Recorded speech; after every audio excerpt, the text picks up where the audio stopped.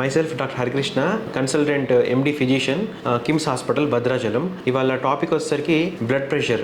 Hyper tension ఉన్న patient తీసుకోవాల్సిన జాగ్రత్తలు చూద్దాము. So hyper tension nothing but BP, వాడుక భాషలో. బీపీ ఉన్న పేషెంట్స్ తీసుకోవాల్సిన ముఖ్య జాగ్రత్తలు ఏంటంటే డైటరీ సాల్ట్ రిస్ట్రిక్షన్ అంటారు. అన్ని డైట్లోనూ సాల్ట్ ఎక్కువ పెట్టి అలా తీసుకోవద్దు అనమాట. ఓకే, సాల్ట్ రిస్ట్రిక్షన్ ఎంత చేయగలిగితే అంత చేస్తే చాలా బెటర్ అనమాట. మీ బీపీ కూడా కంట్రోల్లో ఉంటుంది. నెక్స్ట్ వచ్చేసరికి సో అది చాలా important. 30 minutes of daily exercise చేస్తే మీకు ఆ క్యాలరీస్ బర్న్ అవుతుంది, మీ ఆరోగ్యం కూడా చాలా బాగుంటుంది, దాంతోపాటు బీపీ కూడా కంట్రోల్లో ఉంటుంది. And sedentary life, daily activities లేకుండా ఉండడం ఉన్న వాళ్ళకి ఏంటంటే షుగర్ అండ్ బీపీ ప్రాబ్లమ్స్ అనేవి మనకి ట్రిగర్ అయ్యి బాగా పెరుగుతూ ఉంటాయి అనమాట. సో డైలీ యాక్టివిటీ అనేది అది యోగా అయినవచ్చు, అది ఎక్సర్సైజ్ అవ్వచ్చు, మెడిటేషన్ అయినా. సో ఫిజికల్ యాక్టివిటీ అనేది 30 minutes ఉండేలాగా ప్లాన్ చేసుకోండి. దీంతో పాటు డైట్ వచ్చేసరికి మనకి లో సాల్ట్ డైట్ అండ్ వెజిటేబుల్స్ ఎక్కువ తీసుకోవాల్సి ఉంటుంది. మీరు గ్రీన్ లీఫీ వెజిటేబుల్స్, ఆకుకూరలు, కూరగాయలు మంచిగా తీసుకుంటే ఏంటంటే మనకి బ్లడ్ ఫ్లో, హార్ట్ ఫంక్షనింగ్ అంతా బాగుంటుంది అనమాట. సో మీ బీపీ లెవెల్స్ కూడా కంట్రోల్లో ఉంటుంది.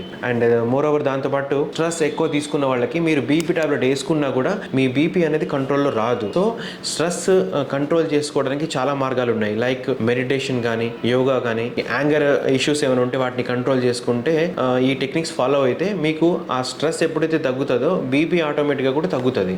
బీపీ మేనేజ్మెంట్ విషయానికి వచ్చేస్తే బ్లడ్ ప్రెషర్ ఉన్న వాళ్ళు మీకు ఇంటి దగ్గర ఎప్పుడైనా మీకు చెక్ చేసినప్పుడు 140 ఆర్ 150/90, 140/90 అలా రీడింగ్స్ వచ్చినప్పుడు మీ ఓన్గా మెడికేషన్ కానీ అలా తీసుకోకుండా మీరు దగ్గరలో ఉన్న డాక్టర్ని, ఎండి ఫిజిషియన్ని సంప్రదించండి. వాళ్ళు దానికి బీపీని చెక్ చేస్తారనమాట. 3 రీడింగ్స్లో మనకి యావరేజ్ రీడింగ్స్ తీసుకొని వాళ్ళ లైఫ్ స్టైల్ మోడిఫికేషన్, వాళ్ళకి రీడింగ్స్ ఎలా ఉన్నాయి దాన్ని బట్టి మీకు ఇంకా ఏమైనా అదర్ కోమార్బిడిటీస్ ఉన్నాయా, లైక్ కరోనరీ ఆర్టరీ డిసీజ్, ఏమైనా హార్ట్ డిసీజెస్ కానీ, కిడ్నీ డిసీజెస్ కానీ, లివర్ సిఎల్డి అంటారు, క్రానిక్ లివర్ డిసీజ్, ఇలాంటివి ఏమైనా ఉన్నాయా, దాన్ని బట్టి మీకు ఏజ్ ని తగ్గట్టుగా ఆఫ్ డ్రగ్ అనేది పెట్టాల్సి ఉంటుంది. ఈ ఫిజిషియన్ ద్వారా మీరు నిర్ధారించుకోవాల్సి ఉంటుంది. సెల్ఫ్ మెడికేషన్ అయితే తీసుకోవద్దు అనమాట.